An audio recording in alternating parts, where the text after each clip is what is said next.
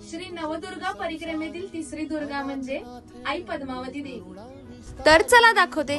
कोल्हापुरातील जयप्रभा स्टुडिओ परिसरात आई पद्मावती देवीचं मंदिर आहे। शेंदूर लावलेली चित्ताकर्षक मूर्ती या ठिकाणी आपणास पाहायला मिळते। पद्मंबिका, पद्मा, पद्मालया अशा नावाने प्रसिद्ध असणारी ही दुर्गा। पूर्वी या ठिकाणी पद्माळे नावाचे तळ होते।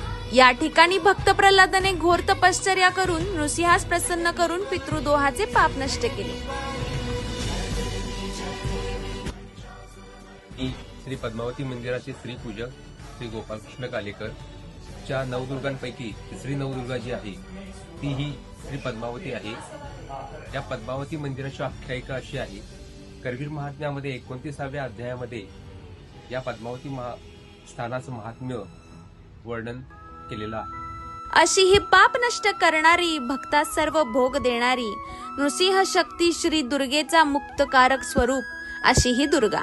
श्री करवीर महात्म्यामध्ये पूर्वी या क्षेत्राला पद्मालय असे नाव होते आणि त्यावेळी या ठिकाणी पद्माक्ष नावाचा राजा राज्य करीत होता। त्या राजाची आराध्य देवता ही पद्मावती देवी।